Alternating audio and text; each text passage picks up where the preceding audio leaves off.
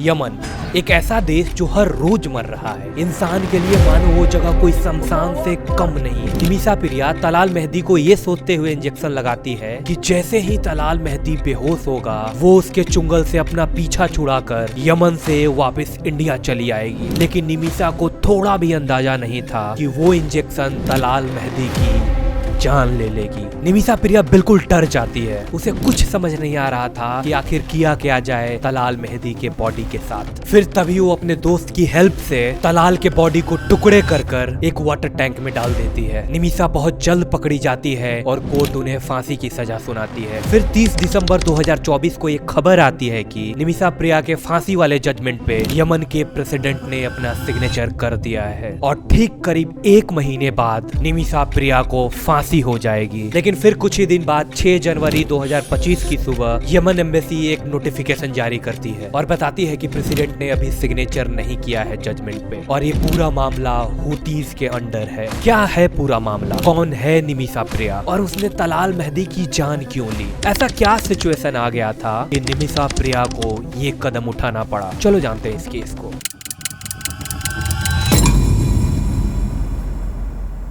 निमिषा प्रिया का जन्म 1 जनवरी 1989 को केरला के पलक्कड़ में हुआ था। वो एक बेहद ही गरीब परिवार से बिलोंग करती थी। यहाँ तक कि उसका एडुकेशन की कॉस्ट भी एक चर्च के थ्रू होता था। मींस चर्च यूज्ड टू पे हर एडुकेशन बिल्स। फिर निमिषा प्रिया अपने घर को संभालने के लिए एक नौकरी की तलाश में लग जाती है एंड क्योंकि वो अपना स्कूलिंग कंप्लीट नहीं कर पाई थी, इसी कारण उसे केरला में जॉब ढूंढने में काफी मुश्किलों का सामना करना पड़ रहा था। साल था 2008। अब निमिषा प्रिया जॉब की तलाश में यमन पहुंच जाती है और इस वक्त पे निमिषा की उम्र मात्र 19 साल थी एंड सना में, जो कि यमन का कैपिटल है, वहाँ के एक हॉस्पिटल में इसे एक नर्स का जॉब मिल जाता है। निमिषा अपने परिवार को गरीबी से बाहर निकालना चाहती थी। वो बहुत खुश थी इस जॉब को लेकर, काफी एक्साइटेड थी और इसी कारण उसने इस जॉब को चुना था, वो भी यमन जैसे देश में। हालांकि जब यमन में निमिषा पहुंची थी उस वक्त पे यमन का हालत ठीक ठाक था। साल था 2011। निमिषा के पेरेंट्स उसके शादी के लिए एक लड़का देख के रखे थे और इसी शादी के सिलसिले में निमिषा यमन से वापस इंडिया आती है। निमिषा की शादी टॉमी थॉमस से होती है। टॉमी पेशे से एक ऑटो ड्राइवर है। शादी के बाद दोनों वापस यमन चले जाते हैं। क्योंकि निमिषा की जॉब यमन में थी तो इसी कारण से टॉमी भी राजी हो जाता है यमन जाने के लिए एंड वहाँ पहुंचकर टॉमी इलेक्ट्रीशियन का काम शुरू करता है और निमिषा प्रिया अपनी जॉब में लगी हुई थी। निमिषा प्रिया अपनी काम में बहुत अच्छी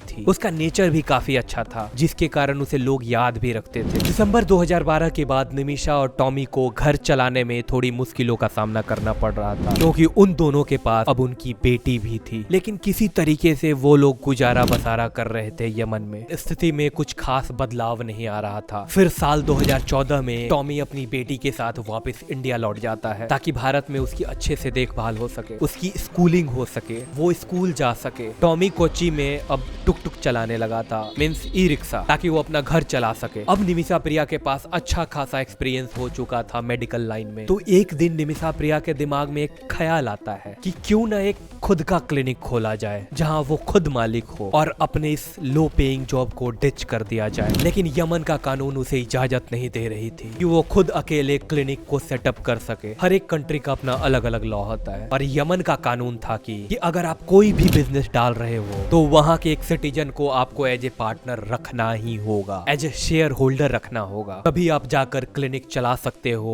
वरना नहीं। और इसी क्लिनिक के सेटअप के चक्कर में निमिषा तलाल मेहदी से मिलती हैं। तलाल का एक कपड़ों का दुकान है एंड जैसा कि मैंने आपको पहले ही बताया था कि जो भी निमिषा प्रिया से मिलता था वो उसे याद रखता था और तलाल की वाइफ भी सेम क्लिनिक में एक बच्चे को जन्म दी थी जहाँ पे निमिषा प्रिया नर्स थी। जनवरी 2015 में तलाल मेहदी इंडिया भी आया था निमिषा प्रिया के साथ उसके बेटी के बैप्टिज्म में। मतलब इस तरीके से क्लोज हो गए थे दोनों, निमिषा प्रिया और तलाल मेहदी। बीबीसी के एक रिपोर्ट के मुताबिक निमिषा प्रिया ने अपने दोस्तों और रिश्तेदारों से करीब 5 मिलियन इंडियन रुपीस का कर्ज लिया था, मींस 50 लाख रुपए के आसपास, ताकि वो वापस जाकर यमन में अपना क्लिनिक सेटअप कर सके। और निमिषा प्रिया कुछ दिन बाद वापस यमन चली भी जाती है और क्लिनिक के सेटअप के साथ साथ वो पेपर वर्क्स में लग जाती है ताकि टॉमी और अपनी बेटी को वापस यमन बुला सके अपने पास। यमन पहुंचने के बाद निमिषा प्रिया अपने क्लिनिक के लाइसेंस के लिए तलाल से हेल्प नहीं लिया था, बल्कि वो जिस क्लिनिक में काम कर रही थी उसी उसी के ओनर अब्दुल लतीर से हेल्प मांगती है। पहले तो अब्दुल एकदम भड़क जाता है निमिषा के ऊपर, लेकिन बाद में वो रेडी हो जाता है पैसा इन्वेस्ट करने के लिए और इसके बदले में अब्दुल 33% शेयर का डिमांड करता है और निमिषा भी अग्री कर जाती है इस बात पे। एंड फाइनली क्लिनिक खुल जाती है and by the grace of God clinic चलने भी लगी थी। काफी अच्छा खासा रेवेन्यू जनरेट कर रहा था वो क्लिनिक, सब कुछ ठीक ठाक चल रहा था। कुछ दिन बाद निमिषा का हस्बैंड टॉमी अपनी बेटी के साथ वापस यमन भी आने वाला था, लेकिन मार्च 2015 में यमन में सिविल वार शुरू हो जाता है और जिसके कारण यमन ने लोगों को वीजा देना बंद कर दिया था। एंड वो सिविल वार इतना डेंस था कि इंडियन गवर्नमेंट को करीब अपने 4600 सिटीजन को इवैक्यूएट करना पड़ा था। लेकिन उस रेस्क्यू में निमिषा प्रिया नहीं थी। निमिषा डिसाइड करती है कि वो यमन में ही रहेगी, अपना क्लिनिक चलाएगी। उसका बोलना था कि उसने काफी ज्यादा पैसा इन्वेस्ट कर रखा है इस क्लिनिक में, तो वो वापस इंडिया नहीं जा सकती। और निमिषा प्रिया कभी कदाल तलाल से हेल्प भी ले लिया करती थी। फिर एक दिन तलाल को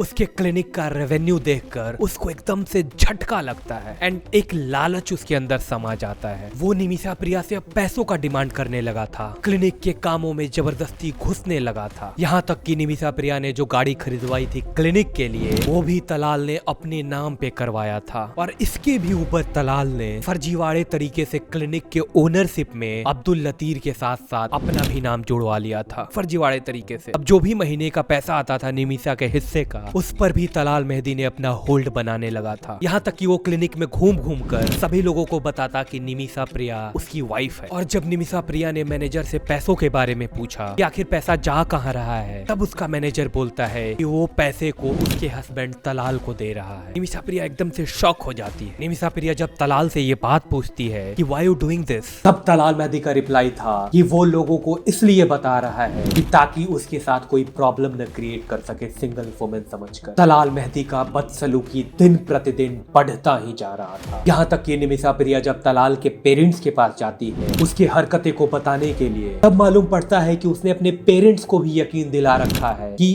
we are married, Nimisha and Talal. जबकि तलाल मेहदी के ऑलरेडी बीबी और बच्चे हैं। तलाल मेहदी जब इंडिया गया था तब उसने टॉमी के घर से निमिषा और टॉमी के शादी का फोटो चुरा लिया था और बाद में उसको मॉर्फ कर कर उसने खुद का फोटो लगा लिया टॉमी के जगह पर और लोगों को यकीन दिलाता कि वो निमिषा के साथ शादी कर लिया है। यमन में निमिषा प्रिया जिसके पास भी जाती कोई उसका विश्वास नहीं कर रहा था, न कोर्ट न पुलिस, कोई भी नहीं। यहाँ तक कि 2016 में जब निमिषा प्रिया ने पुलिस में कंप्लेन लिखवाई तब उल्टा निमिषा को ही 16 दिनों के लिए जेल में डाल दिया था। तलाल मेहदी का टॉर्चर यहाँ ही नहीं रुकता। उसकी ये हरकतें मानो किसी घाव की तरह दिन प्रतिदिन बढ़ता जा रहा था। निमिषा प्रिया सब कुछ सह रही थी। तलाल उसके साथ मारा पीटा करता था, पूरे क्लिनिक के सामने उसके ऊपर थूकता था। मतलब इस हद तक गिरा हुआ था तलाल में। तलाल निमिषा प्रिया का पासपोर्ट तक रख लिया था। वो रात रात भर निमिषा प्रिया के घर पर रुकता था, बिन बुलाया जाता था अपने दोस्तों के साथ और निमिषा प्रिया को अपने दोस्तों के साथ सेक्सुअल एक्टिविटी परफॉर्म करने के लिए बोलता। निमिषा प्रिया हर वक्त अपनी जान बचाकर घर से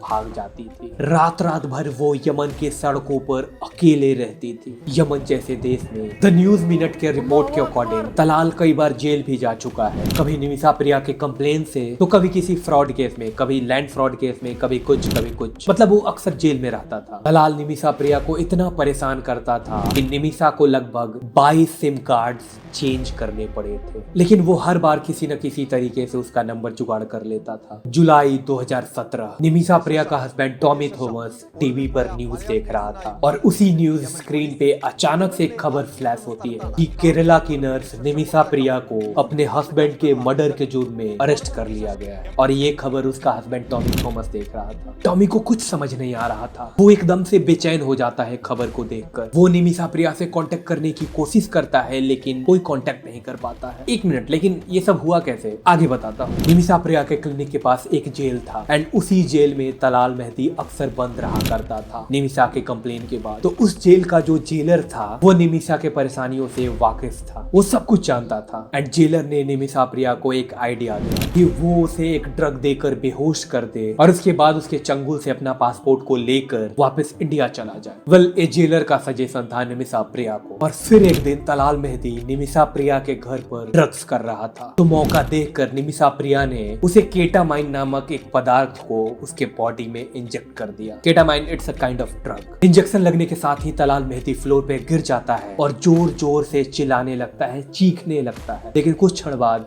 वो अचानक से चुप हो जाता है। उसके सांसें चलनी बंद हो जाती है, उसका धड़कन रुक जाता है। निमिषा प्रिया बिल्कुल डर जाती है। निमिषा तुरंत अपनी दोस्त हनन को बुलाती है। हनन भी एक नर्स है एंड वो उसी के अपार्टमेंट के नीचे रहती है। अब हनन और निमिषा दोनों परेशान थे रूम में, और फ्लोर पे था तलाल, एक अब्यूजर जो अब दुनिया को छोड़ चुका था। हनन को भी निमिषा के परेशानियों के बारे में पता था। अब निमिषा प्रिया को पैनिक अटैक आने लगता है और वो उसी वक्त अपनी एंजाइटी वाली दवाई लेती है और खुद को शांत करती है। और फिर हनन ने तलाल के बॉडी को टुकड़े कर कर उसे पानी के टैंक में डाल दिया था ताकि किसी को कुछ मालूम न चल सके। कुछ दिन बाद जाकर वाटर टैंक से बॉडी मिलती है और निमिषा प्रिया को यमन और सऊदी अरेबिया के बॉर्डर के पास से अरेस्ट कर लिया जाता है तलाल मेहदी के कत्ल के जुर्म में। हनन को उम्र कैद की सजा सुनाई जाती है और निमिषा प्रिया को फांसी की सजा। And during the trial Nimisha Priya को गवर्नमेंट वकील तक नहीं मिला था उनके केस को डिफेंड करने के लिए। वो कोर्ट के सामने लगातार चिल्लाती रही कि तलाल मेहदी उनका हस्बैंड नहीं है and she is the victim also. Court में निमिषा प्रिया पूरी कहानी सुनाती है, लेकिन किसी भी चीज को साबित करने के लिए ना ही निमिषा प्रिया के पास कोई सबूत था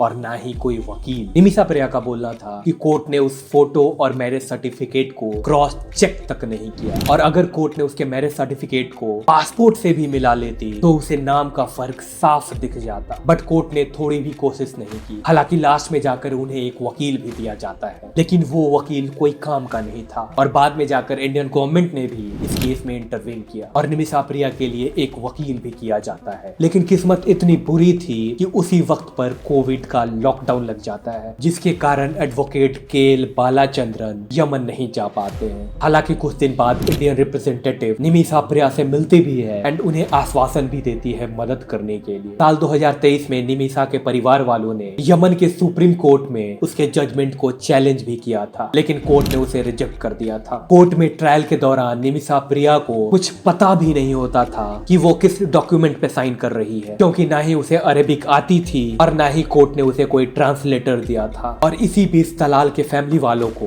ब्लड मनी के लिए कन्विंस करने की कोशिश भी की जा रही थी। सब कुछ साथ साथ चल रहा था। ब्लड मनी मतलब माफी के बदले एक प्रकार का मुआवजा, कंपनसेशन, जो विक्टिम के फैमिली को दिया जाता है कुछ केसेस में। भारत में निमिषा को लेकर एक एसोसिएशन भी बनाया जाता है जो निमिषा प्रिया को सेव करने के लिए फंड रेज करती है। सना के सेंट्रल जेल में बंद निमिषा प्रिया अपने दिन गिन रही थी कि इसी बीच 30 दिसंबर 2024 को एक खबर आती है कि निमिषा प्रिया के फांसी के जजमेंट पे यमन के प्रेसिडेंट ने अपना सिग्नेचर कर दिया, और अब मात्र 1 महीने के अंदर निमिषा प्रिया को फांसी की सजा हो जाएगी। और बस अब उसके पास कुछ ही दिन बचे हुए हैं तलाल मेहदी के फैमिली को कन्विंस करने के लिए, उनसे नेगोशिएट करने के लिए, और अगर वे लोग माफी के लिए मान जाते हैं तब तो निमिषा प्रिया की फांसी टल सकती है, वरना नहीं। लेकिन फिर करीब एक हफ्ते बाद 6 जनवरी 2025 को इंडिया में यमन एम्बेसी ने एक नोटिफिकेशन जारी कर बताया कि प्रेसिडेंट ने अभी इस जजमेंट के ऊपर अपना कोई सिग्नेचर नहीं किया है और ये पूरा मामला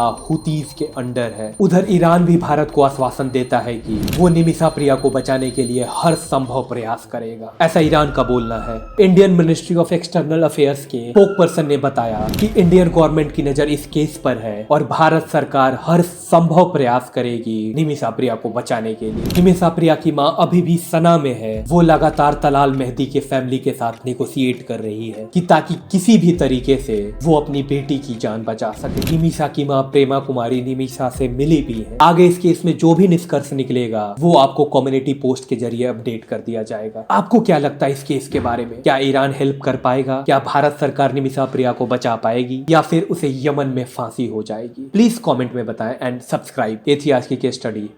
बाय।